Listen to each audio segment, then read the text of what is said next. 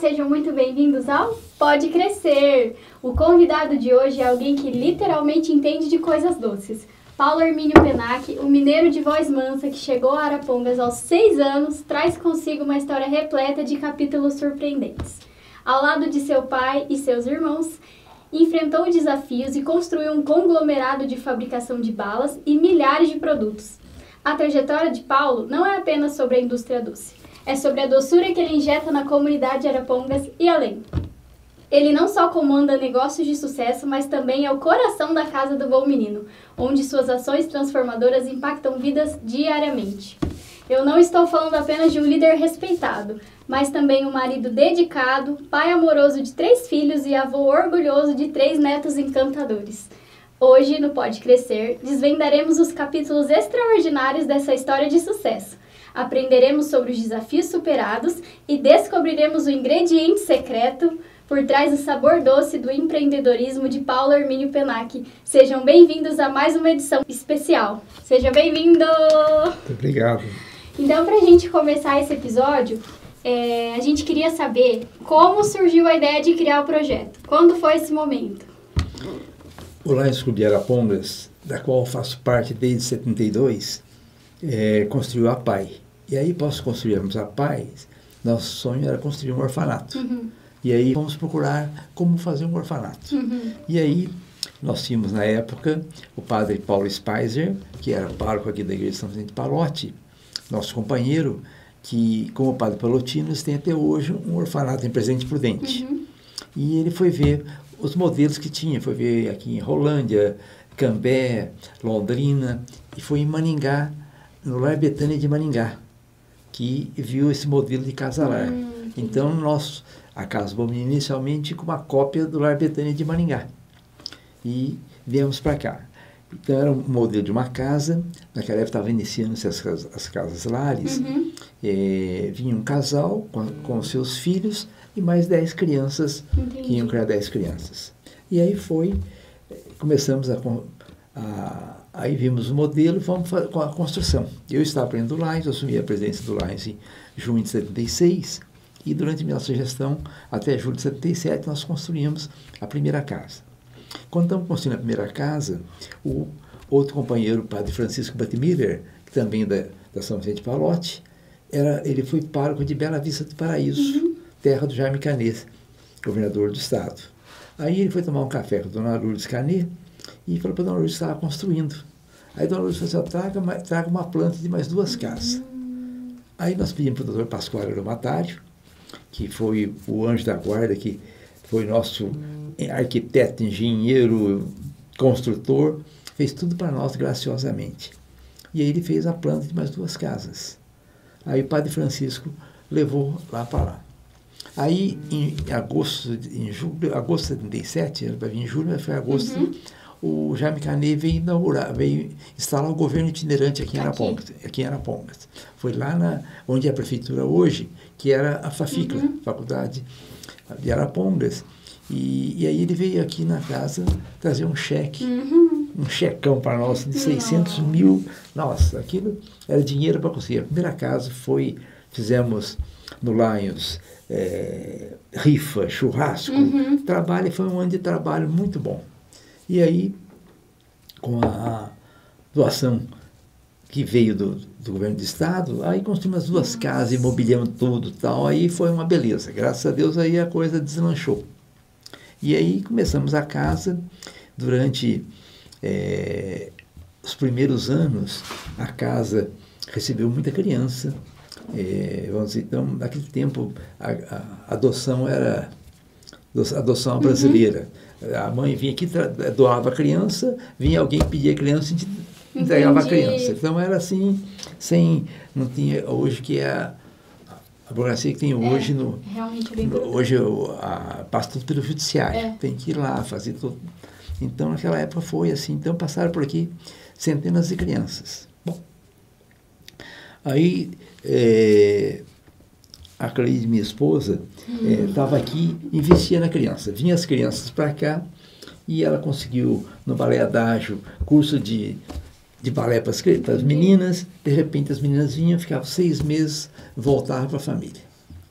E aí, infelizmente, as famílias alcoólicas, problemas de alcoolismo, de droga, eram, onde era a favela de Arapongas, foi montado lá no Flamingos, teve lá o Conjunto Nossa Senhora das Graças, e foi todo o pessoal para lá. Então era o maior número de crianças nós vinham de lá. Vinham e voltavam para lá. Então a gente não via a evolução das crianças. Aí nós estamos no Curotel em Gramado, lá com o senhor Raul Randon, da Randon de Caxias do Sul. E ele falou para nós assim, Paulo, nós pegamos as crianças carentes do bairro e os filhos dos funcionários, levamos para a empresa e estamos ensinando para eles informática, inglês, eles almoçam na empresa, um ônibus pega eles, leva até um clube para fazer uma atividade física. Eu falei assim, Raul, excelente ideia. Isso foi no Carnaval, fevereiro, março. Eu estava presidente da Associação Brasileira Atacadista e fui visitar a afiliada do Mato Grosso do Sul. Chegando em Campo Grande, o Periqueda me levou a ver um projeto que ele tinha lá, tem até hoje, o projeto SICA. E me levou para ver a esposa pedagoga. E ele pegou uma chácara dele e transformou a chácara num contraturno escolar. Nossa. Aí nós ficamos encantados. Olha, é isso aqui que nós queremos fazer. E aí era a nossa voluntária, porque o início aqui começou tudo era voluntário, não tinha... vamos falar da história, como é que foi o início da coisa. E aí a Rosana voltou entusiasmada e em seguida, mas foi assim, fevereiro, março, abril, a Credeal tinha uma fábrica de caderno em Astorga e pediu para nós umas balas para o projeto PIA. E me convidou para conhecer. Fui lá conhecer o projeto PIA. Era um projeto que foi construído pelo governo do estado e mantido pela prefeitura, que pegava as crianças carentes, né? E também crianças que tinham que vinha do Ministério Público e levava para lá. Aí eu procurei a primeira-dama, por que nós não tínhamos isso em Arapongas? A Lucy falou assim, Arapongas não foi contemplado com o projeto, que era um projeto estadual, e na época o governador era o Requião, e o Pisca do PSDB e o Requião do MDB, e não se bicavam. Né? Então, foi assim, então Arapongas não teve. Então, nós resolvemos, numa reunião do Lais, olha, vamos encerrar a Casa Lar, porque tinha 10 crianças. E aí, uma semana tinha 10, um mês depois tinha 12, e aí tínhamos 3 Casa Lar ociosas. Entendi. Tinha espaço para muito mais. Muito mais. Aí falaram, olha, vamos pegar esse espaço aqui e oferecer oportunidade para a criança, que ele tem oportunidade. E aí nós, depois que o Raul falou, reunimos, daí nós encerramos, comunicamos a prefeitura, o judiciário, a promotoria, que nós íamos encerrar a Casa Lar, e aí nós descobrimos que na altura tinha outra casa abrigo, que tem até hoje aí, nós não sabíamos. E aqui ficamos com... Aí então nós encerramos, acho que 6 crianças foram para a casa abrigo, 4 voltaram para casa, então entendi. Aí nós pegamos até os móveis que tinham recebido na época, a Kids Paraná tinha feito para nós todos os guarda-roupa, tinha feito aqui camas aqui, nós doamos lá para Casa Lar. E começamos a mudar. Aí fomos atrás de conseguirmos apoio, fomos procurar os nossos fornecedores, porque na época o laboratório de informática, 24 máquinas, custou para nós R$120 mil, era o maior investimento. Nossa. Porque era caro, a máquina era muito mais caro que hoje. As máquinas, mais os móveis ali, cadeira, tudo mais. Aí fomos atrás de fornecedores que contribuíram conosco. Tem até a placa ali com o nome de todos que colaboraram conosco. Aí veio também um companheiro aqui, que é filho de Arapongas, estudou com o meu irmão, dono da Eletrofrio. Eletrofrio é parceira faz tempo. É parceira, não. E ele veio aqui, o nosso balcão lá de servir a geladeira, foi ele que doou. Olha só. Ele veio aqui e falou, o que você precisa para cá? Cada um plantou uma sementinha, foi, né? Então, veio, então, somos muito gratos a ele.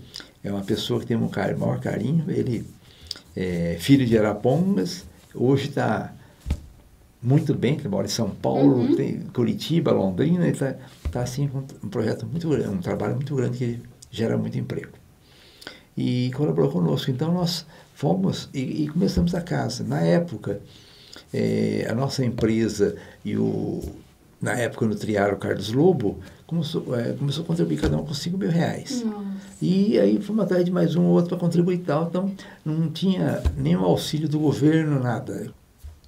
E aí nós fizemos a primeira turma, começamos com o primeiro grupo, né, deu poucos alunos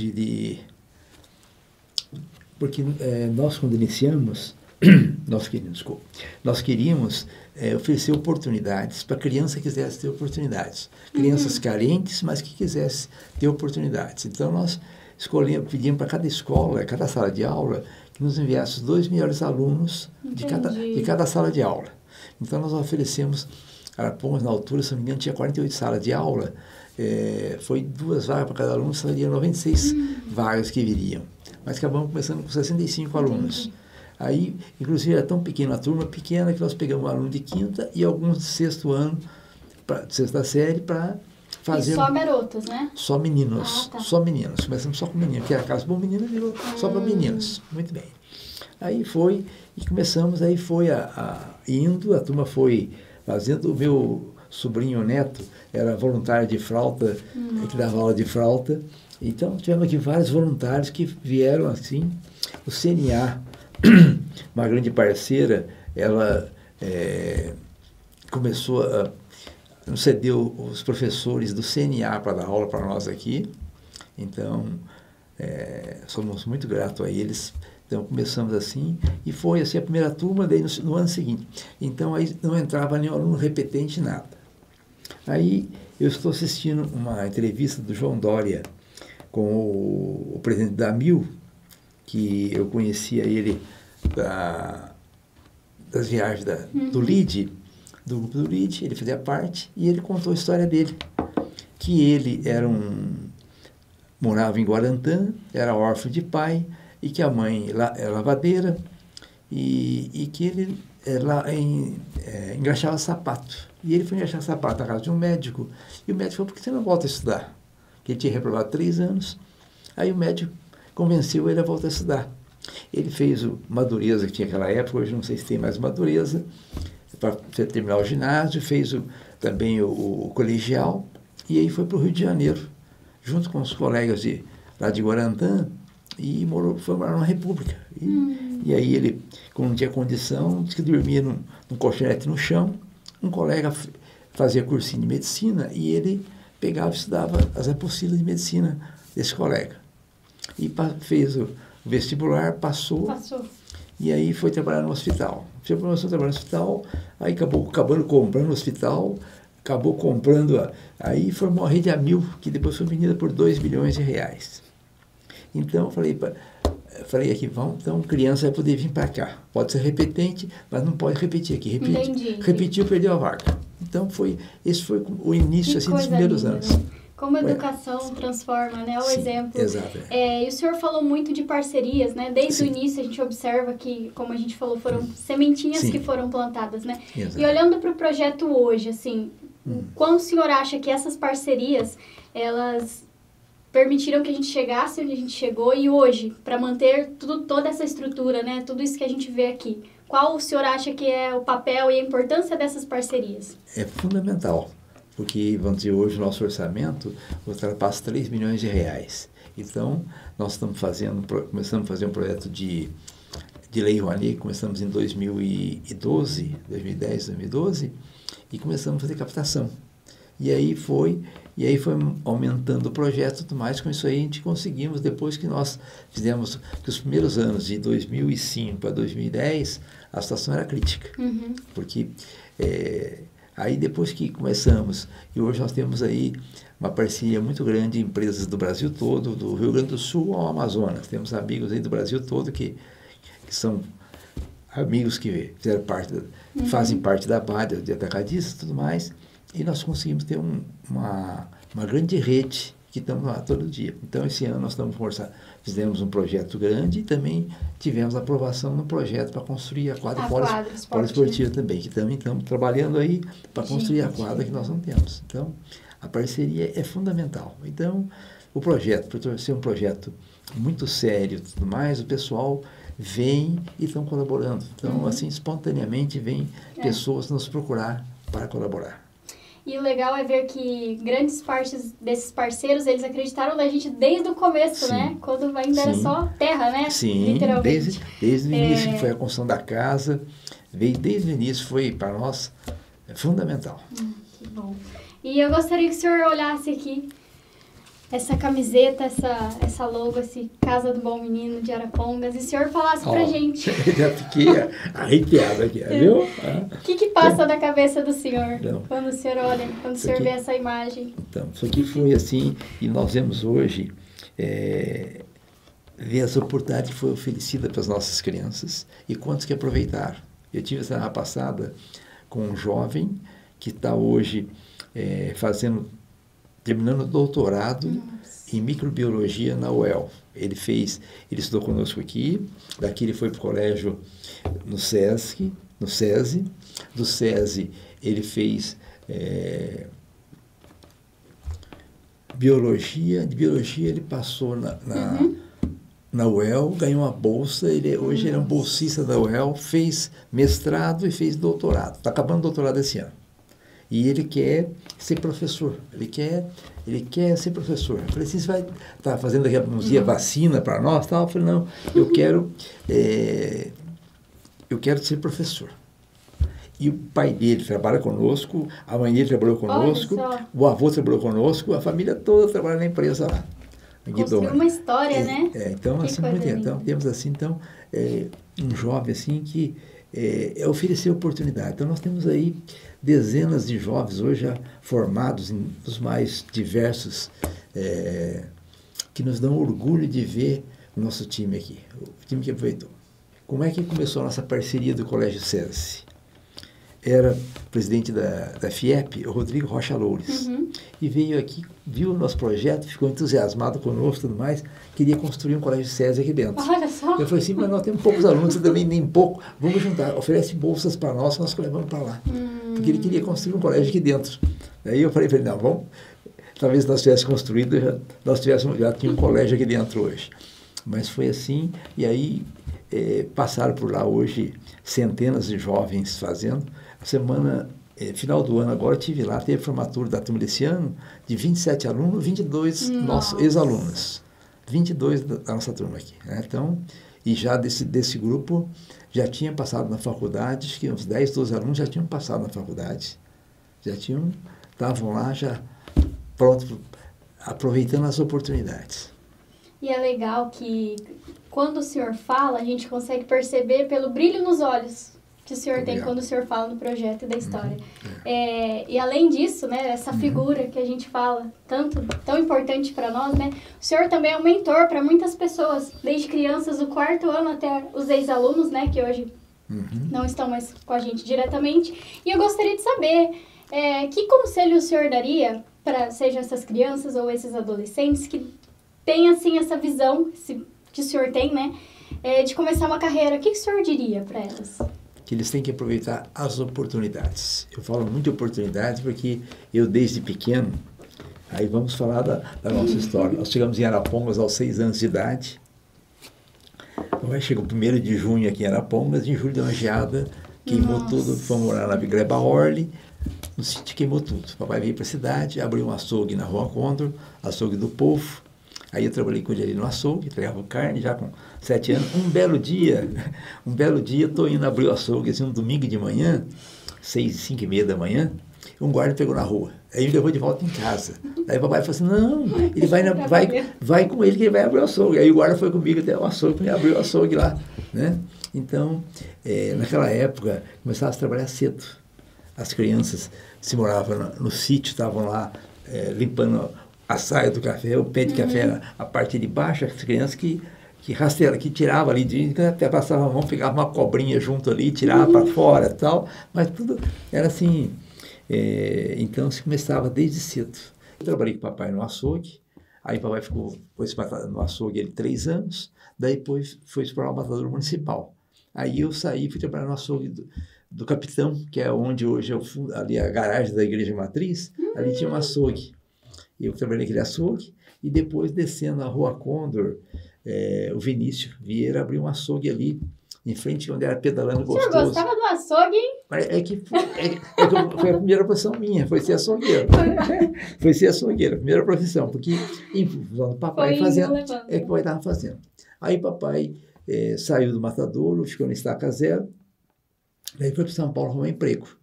Chegou.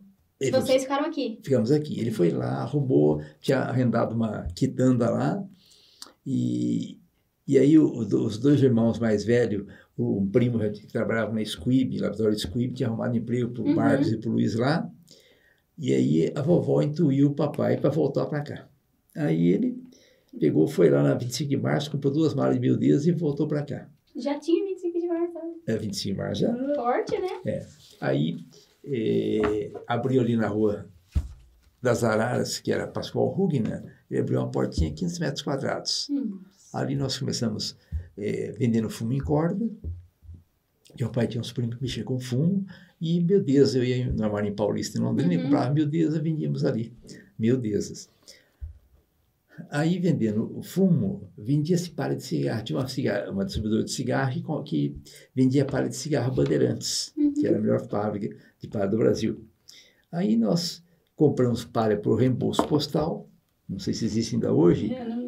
Você fazia o pedido da fábrica, ela mandava pelo reembolso, você pagava no correio. Entendi. Pagava no correio, retirava e eu pegava e vendia nos bairros da cidade. Gente do céu, que visão, né? Isso aí foi lá. Aí comecei, indo a São Paulo, indo a 25 de março, com 14, naquela época, com 14 anos, você viajava de ônibus, não tinha autorização, não tinha nada, você ia, e era normal. Aí estava em São Paulo, segunda-feira, comentando que eu andava em São Paulo, não tinha perigo nenhum e tudo, você andava assim de criança na rua e estava tudo bem, né? Desde pequeno, eu era bem alto, então foi lá mas foi assim e aí, comprando lá, revendendo um punhado de coisas aqui e tudo mais, aí fiz uma proposta para o fabricante da palha de distribuirmos a palha dele. E aí ele nos passou a distribuição da palha. E aí nós compramos uma perua Vermaguete, financiamos a perua e fomos para o quarto. Não entendi. Uma perua Vermaguete. Tá. Tem até hoje lá na empresa, a peruazinha lá. E aí, nós recompramos ela depois, está lá no nosso museu. E aí pegamos a distribuição da palha. Aí nós tínhamos que nos apresentar no quartel em Curitiba para conseguir a dispensa do quartel. Tá. Aí nós fomos para o quartel, aí eu passei na faculdade em Apucarana, na FECEA, que naquela época era a Faculdade de Ciências Econômicas, e era a primeira do interior do Paraná. Foi a primeira faculdade de Ciências Econômicas do interior do Paraná, foi a FECEA, que funcionava no colégio Cerágulo, lá em Apucarana. Aí fomos lá, conseguimos a dispensa, senão quebrava a empresa antes de começar. Aí fomos lá, começamos a distribuir a palha de cigarro, e aí levando a palha para São Paulo, a chave falou assim, olha, chiclete vende bem. Eu carreguei 5 caixas de ping-pong e 2 geadas. Nossa, foi aonde que começamos a parte de quentes. O senhor imaginava naquela época? Não, será que falou, nossa, nem sonhando, nem sonhando. Foi assim. Aí fomos, eu falo que é a questão das oportunidades, que eu fui lá, aí eu fui naquele refresco. Aquele refresco estava começando naquela época, que fabricava o Ploc, que era um concorrente, era ex-diretores da Que Bom que montaram a fábrica Aqui Refresco. E eles fabricavam chiclete Ploc. E aí fomos lá, e aí ele nos levou até a Campineira, em Campinas, que tinha o Pirito Zorro e tal, que nós também foi assim, e começamos a vender. O doce foi assim que deu uma deslanchada muito grande para nós. Aí nessa portinha que nós tínhamos ali na Rua dos Araras, 15 metros quadrados, mudamos para um prédio de 60 metros quadrados. Das portas ali nós começamos a ter o atacado e carregaria. Depois compramos o terreno em frente à Santa Casa e construímos o primeiro barracão, e 30 metros quadrados. Depois construímos o segundo barracão, aí fizemos o escritório, aí ampliou o fundo, daí fomos construir lá embaixo, onde é a fábrica de bala hoje. E depois construímos lá na rodovia. Tá. Mas então foi esse o início da trajetória. E lá eu peguei uma frase que eu falo muito para as crianças e gosto muito. Isso aqui estava na mesa do Armando Aqui Refresco. um pensamento de Roosevelt, que diz: é muito melhor arriscar coisas grandiosas, alcançar triunfos e glórias, mesmo expondo-se à derrota, do que formar fila com os pobres de espírito, que não gozam muito nem sofrem muito, porque vivem nessa penumbra cinzenta e não conhecem vitória nem derrota. Nossa! Para você de Que presente. gente, que coisa linda, né? E é exatamente isso, né? Essa pergunta. É começar, né? Com os recursos que você tem no momento. E olha só a história, né? Que o senhor construiu. E voltando aqui um pouquinho para a Casa do Bom Menino, acreditamos que, assim como todos os negócios bem-sucedidos, houveram dificuldades no caminho, né? Exato. E o senhor se recorda de algum momento que foi decisivo para ir ou não ir? E como que o senhor lidou com isso na época?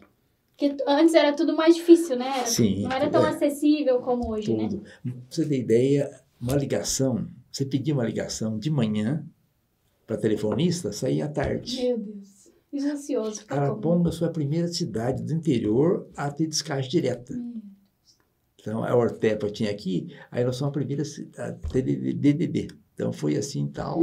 Então, foi assim, porque se é uma cidade pequena, então foi implantado primeiro aqui. O primeiro descagem direta no interior foi aqui. Você pegar os livros da Ortepa lá, vai ver a história da telefonia.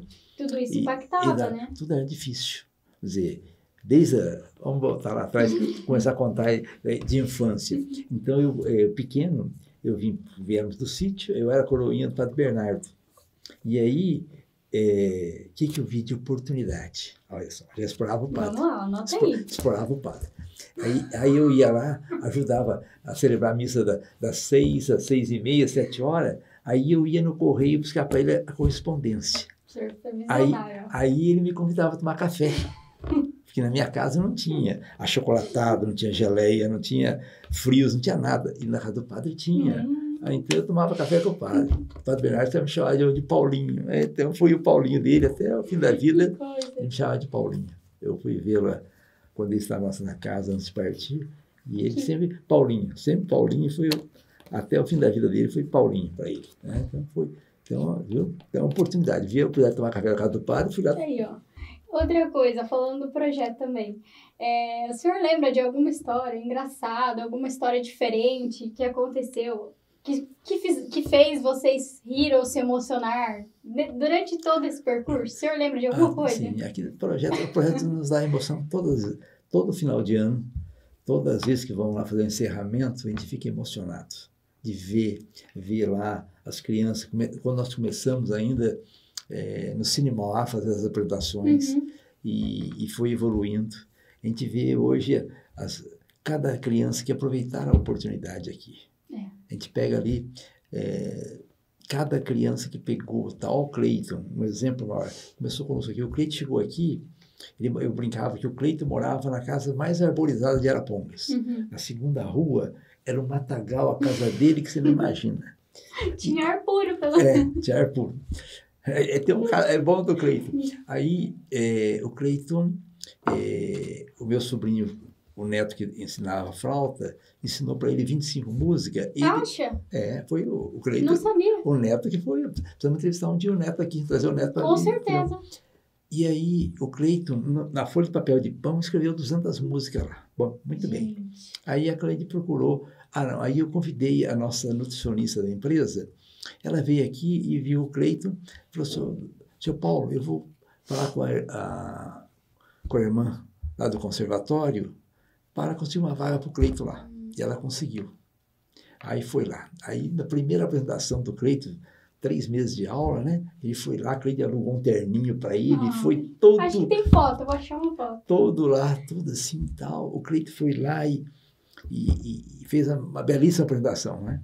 As meninas todas, né? Todo filho de família, assim, tudo, né? O Cleiton estava assim. Bom, aí nós pegamos, voltando lá, nós pegamos e tinha um piano na casa da minha irmã. Aí eu dei o piano, falei: vamos dar o piano para o Cleiton. Vim para casa do Cleiton, o piano. Aí o Marcão, que partiu há poucos dias, o Marcão foi lá, São Paulo, veio para afinar o piano, falou: a primeira coisa que você tem que fazer é arrumar o telhado, que você não vai perder o piano. Chove mais dentro da casa que fora da casa. Aí nós pedimos para arrumar o telhado para não perder o piano, né? E aí foi aí. Então, e aí vimos o Cleiton, como é que evoluiu e tudo mais. Um belo dia, o Roberto Martins Schock, que foi aniversário da filha dele, 15 anos, o Cleiton foi lá no Planalto, em Londrina, ele tocou durante 3 horas sem parar, foi o artista da noite. Foi assim, de ficar emocionado. Então, o Cleiton só nos deu alegria, ver hoje fazendo doutorado aí em filosofia do direito, né? Então, a gente fica orgulhoso de ver essas meninas que aproveitaram as oportunidades, né? Então, é isso que nos dá, assim, motivação aqui. Então, é uma motivação... eu falo que eu tenho mais motivação aqui que da empresa. Aí, nossa, o pessoal fica doente lá, né? Mas aqui só tem alegria, né? Lá tem muito aborrecimento, aqui só tem alegria, não tem aborrecimento nenhum. Então... É que todos os alunos, né, ver o senhor Paulo chegando, já é aquela festa, né? É uma dívida de gratidão, eu acho que é impagável, né? Daqui 100 anos, ainda a gente não vai ter pago essa dívida. Então, eu acho que é por isso, realmente aqui tem que ter um ingrediente especial, né, senhor Paulo? Não, aqui E agora, a gente, né, nessa pegada aí de passado, eu gostaria que o senhor se imaginasse o Paulinho pequenininho lá, se o senhor tivesse que falar alguma coisa para ele, o que o senhor falaria? Estuda mais. Eu, graças a Deus, tive facilidade com matemática. Eu, aos 9 anos de idade, 10 anos de idade, ganhei uma maratona de matemática do 4º ano primário. Todos os alunos do 4º ano, os melhores alunos, foram fazer uma maratona. E eu ganhei o primeiro lugar. Aí eu fui fazer a primeira viagem de avião aos 10 anos. A Real, onde é o Sesc hoje ali era o campo de aviação de Arapongas. Aí pegamos um avião aqui, fomos para Curitiba.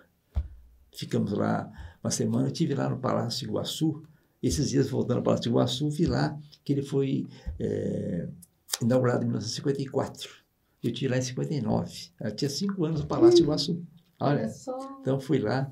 E aí fui conhecer Curitiba e tudo mais, tal. Fomos eu, mais uma menina do 3º ano, que também ganhou o primeiro lugar do 3º ano, e uma jovem que era da Biblioteca Municipal Machado de Assis, a secretária, e Neuza Coutinho. E naquela época eu fui o primeiro leitor da Biblioteca Machado de Assis. Então, ganhei o prêmio lá de primeiro leitor. Né? Acabei de ficar mais inteligente agora. Sinto mais inteligente aí o senhor, viu? Tem que ler muito, leia todas as oportunidades. Então, isso foi muito bom. Aí, no 3º ano ginasial, eu ganhei outra maratona de matemática. Que foi, nós começamos a revender livro, o prêmio eu ganhei, fui comprar livro, revender livro. Então todas as oportunidades que tivemos, vamos aproveitar. Então, isso é fundamental. Eu vendia... Na época, cabo de vassoura, os crucifixos que tinha no Marquês, não sei se ainda tem, no Emílias, todos eles foi eu que vendi eu fiz uma campanha para colocar os crucifixos. Tem, então. Foi eu que coloquei, foi eu que preguei aqueles crucifixos lá, comprei na Maria Paulista, fizemos uma campanha ali e pagamos os crucifixos. Olha só. Aí vendi cabo de machado, vendi vassoura. Nossa, eu fiz arte de todo jeito. Foi, né? Papai não tinha carro, eu tinha uma motocicleta, e com essa motocicleta eu carregava o rolo de fumo em cima do tanque ali, vassoura, tal, cabo de machado. Tinha uma fábrica de cabo de machado aqui, e eu comprava e vendia. Tal. Então eu fazia estripulia de todo jeito. Ou seja, né, as pessoas às vezes ficam esperando o momento perfeito. Eu preciso ter isso, eu preciso ter aquilo. O senhor não, pegou o que o senhor tinha. Sim, exatamente. Eu, na época, se eu tivesse condição, eu devia ter feito... uma engenharia, algumas áreas exatas, mas naquele tempo eu não podia pagar nem a faculdade. Será que seria bom o senhor tivesse feito? Então, senão, né, imagina. Deus sabe o que faz. Então, ele nos ensina por linhas tortas, né, o que é o melhor para nós. Então, só tem que agradecer. Que bom, né? Que bom que a sua história foi essa, que hoje a gente agradece, né? E esse espírito empreendedor que o senhor tinha desde muito cedo, e o senhor acredita que isso pode ser ensinado?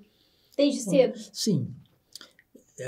A criança tem que ser incentivada, vamos dizer, desde pequeno a fazer algo, ela não ser acomodada, vamos dizer, quantas crianças que ela pode, a gente vê histórias de crianças que falam assim, olha, como é que você começou a sua vida? Aí eu ganhei 2 moedinhas, essas 2 moedinhas, fui lá, comprei um tubinho de goma, depois esse tubinho de goma vendi, comprei multiplicando, fui multiplicando lá, paçoquinha e tal, E hoje tem tudo isso que eu tenho, começando assim. Então, é muito importante de toda criança aproveitar as oportunidades e fazer qualquer coisa. Pega lá meia dúzia de laranja, começa a vender, dali ele compra mais uma dúzia, vai fazendo qualquer coisa. Então, a criança que quiser, ela tem qualquer coisa tem oportunidade. Então, é assim. Então, é muito importante aproveitar as oportunidades. Eu, outro dia, estava assistindo uma palestra com o Sr. Margazin, e ele contando a história dele e tudo mais, tal. Foi oportunidade, que ele foi assim, com todas as dificuldades que tinha, morar na roça e tudo mais, tal. Então, todos que começaram de baixo, estão hoje numa situação boa. Aquele que estava alto caiu. Eu aqui em Arapongas tive muitos colegas de escolas que eram de classes abastadas que infelizmente acabaram. Então, aquele que não dá valor, que não suou para conseguir, não teve o suor, ele acaba indo. Então, é muito importante o avô do seu amado, que o Dionísio nos conhece desde de pequeno lá, fez até uma revista que nós temos, foi ele que fez a primeira revista, né? Ele ali, então, nos acompanhou. Então, o Dionísio pode falar da nossa história ali, que ele, quando o meu pai começou ali e tudo mais, tal, então, foi assim, então, muito bom, né? Tá lá. Vou contar uma história, eu sempre falo para a equipe de vendas, que o cliente chega e pergunta assim, o senhor tem tal coisa? Não, não tenho. Um dia nós estávamos aqui, ali na tabacaria, em 1962, 3 ali, vendi passarinho, chegou um menino e falou, seu Berbinho, eu queria um morcego. Ela falou assim, filha, eu não tenho hoje, mas vem buscar aqui amanhã. Ele foi na máquina de café que tinha aqui na Rua das Águias, pôs na caixinha um morcego e levou para ela. Já era para fazer um trabalho escolar, para fazer um trabalho de secar o morcego. Então, ela foi lá. Então, eu falo para o vendedor assim, olha, ele pergunta assim, o senhor tem esse copo? Não, esse copo não tem, mas vou ter. Vou providenciar. Então, tudo aquilo que o cliente pede, nós vamos atrás de conseguir. É isso aí. Então, tudo é ver as oportunidades que surgem. Então, as oportunidades são todas aí. Gente, adorei. Então, adorei isso. Então, eu conto para toda a equipe de venda, nossa, olha aí, tá aí. Quando o cliente pedir alguma coisa, traga para nós que vai lá. Então, a gente vai atrás do que ele precisar. Tem um cliente pediu ali aquele potinho plástico para colocar um bolo chinês. Vamos providenciar para colocar lá. Então, que coisa linda. Que aula, né, Sr. Paulo? Obrigado por essa aula. Achei que ia ser uma gravação, mas foi uma aula. Agora eu gostaria que o senhor falasse pra gente, que a gente tem esse quadro também que chama Ídolos que nos fazem crescer. E a gente gostaria que o senhor falasse algum ídolo, alguma referência para o senhor. Não precisa ser necessariamente mas algum ídolo, alguém que inspira o senhor. Exato. Papai somos mineiros e papai era fã do Juscelino, do JK. Então, o JK foi o presidente do Brasil, que construiu 5,50, né? É outro nível, 50 né? anos assim, então, JK. Depois tem um exemplo aí na companheiro espírita, aí, o Chico Xavier, um exemplo de servir, vemos assim, a humildade dele só servindo. Então, a gente tem ali, o primeiro exemplo nosso, Jesus Cristo, que só serviu. Então, a gente pega ali, e para nós, para mim no Lions, como eu entrei lá, eu em 73, eu fui na primeira convenção internacional do Lions, em Miami. 73, gente, olha. Você andou de avião com 10 anos, foi para Miami, olha. Foi aí. Não, em 76, 77, 76 eu fui ser presidente, eu fui para o Japão, fui na convenção no Havaí, do Havaí fomos para o Japão, Hong Kong. Então, foi já bater perna, eu tinha rodinha nos pés, então desde cedo eu bati perna, né? Então eu ia viajar muito assim, nossa, mamãe, eu ia desde pequeno, desde os 10 anos que eu comecei a viajar, eu ia para São Paulo, para Minas, e aí eu ia comprar na FTD de Londrina, ia na Editora Brasil em Curitiba, no Rio de Janeiro, Belo Horizonte, eu ia comprar um livro para vender, para vender nas escolas, né? Então, a gente via a oportunidade, onde visse a oportunidade nós estávamos indo lá. Tá bom. Então agora a gente vai para o quadro Você Sem Filtro, que é um quadro que a gente quer saber um fato sobre o senhor, uma curiosidade que o senhor nunca contou, que talvez ninguém saiba. Tenta pensar em alguma Olha, coisa. acabei já contei adiantado aí do Padre Bernardo. Ninguém sabia do Padre Bernardo. verdade. Olha aí, esse é. Então tá. Esse é, Eu falo que é Mas foi- visionário, ele tá à frente do seu tempo. Tá Foi vendo? assim, então para nós foi assim, muito obrigadão. Nós fomos cobrador aqui na cidade. A dona Luzia Bussadori, primeira dama da cidade, eu comecei a fazer cobrança da PMI, cobrar da PMI, daí comecei a cobrar das damas de caridade, aí cobri do clube comercial. Então eu fazia. Aí tem uma boa. Naquela época, então eu cobrava. Para não ficar com o dinheiro em casa, eu abri uma conta no Banco Agrícola Norte do Paraná. E o Banco Agrícola quebrou. Aí eu fui lá para ela e falei assim, o dinheiro está no banco e o banco quebrou.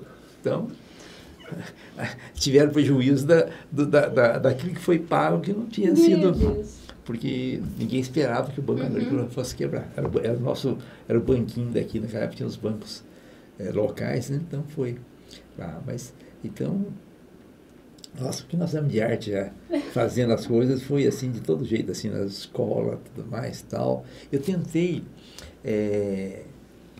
de ver como é que Deus escreve certo com a linha torta, eu tentei ser o cantineiro do Emílio de Menezes quando mudou para cá. E perdi a... Olha só. Foi assim de... né? Então, assim, a gente tem que... no Lions também, no Lions, naquela época e tal, eu fui candidato a tesoureiro e perdi pro companheiro, fiquei em segundo lugar. Mas, né? E aí, vamos dizer, hoje no Lions, praticamente, daquela turma antiga, eu sou o único que ainda tem. Hoje tem a dona Tereza Ueda, que é viúva do Paulo Ueda, que é anterior a nós. Depois, nós somos o leão mais antigo do clube. E foi assim para nós, vamos dizer, então, o leonismo nos ensinou muito, claro. Né? E para nós, nós desde pequeno gostaríamos de servir. Queria ser padre, infelizmente, naquela época, precisava pagar para ir para o seminário. O papai não podia pagar e precisava da mão de obra para trabalhar. Então, o pai falava que quanto mais inchada tivesse naquela época, comentava quanto mais braço tinha, né? Então, nós somos 7 irmãos, 6 homens e uma menina, e aí o papai falava assim, era pouco, precisava ter mais, né? Então, não queria ser, não pude ser tal, aí eu queria fazer medicina. Como é que ia pagar? Não tinha como pagar. Aí entrei no Lions, o Lions nos ensinou a servir, e depois a doutrina espírita nos consolidou no servir. Então, nós estamos aqui para servir. E a gente vê isso em cada cantinho daqui. A gente brinca que é impossível você vir para cá, seja como colaborador ou até aluno, né, e ser a mesma pessoa. É impossível. Sim. Isso tudo graças aos esforços de vocês, né? E agora, pra gente quebrar um pouquinho o gelo, o último quadro de hoje é o Aumenta o Som. Não sei se o senhor lembra desse quadro. Que a gente vai colocar o senhor pra ouvir uma musiquinha. Sim. E enquanto isso, a gente vai fazer algumas propostas para o senhor. Ao final do quadro eu te conto, tá? Senhor, o que aconteceu? Aí o senhor vai colocar esse fone, por favor. Peraí, deixa eu... Aqui. Sim. Isso. Colocou? Deu certo? Pode só subir aqui. Isso. Aqui. Aí, o senhor me fala se o senhor tá me ouvindo, tá? Essa música, me disseram que o senhor gosta, então eu não sei. Não, tá ouvindo? Tá ouvindo eu? Não, a música... Não, e você também. Você também tá ouvindo? Eu vou falar baixo, vou tentar falar baixo, tá? Então, o primeiro... Eu viajava pela estrada de ouro fino, de longe eu avistava a figura de um menino. Eu ia abrir a porteira, eu vinha me pedindo, durante seu almoço, eu ficar ouvindo. Na corrida passava, ele ia fechando. Vai me acompanhando, eu me vejo tão afora, errante lá. Uma tarde no Wood Park. O senhor troca? Sim ou não? Sim ou não? Sim. Tá. Você venderia a empresa Penac para ser a primeira pessoa a colonizar Marte? Não ouvi. Que bom. Sim ou não? Sim ou não? Sim, tudo sim. Não? Foi bom negócio? Trocaria todos os seus e-mails por pombo correio se isso significasse nunca mais receber spam? Esse eu acho que tá bom. Esse é bom, gente. Trocaria todos os seus ternos por roupas de super-herói e usaria uma capa durante as reuniões da empresa Penac?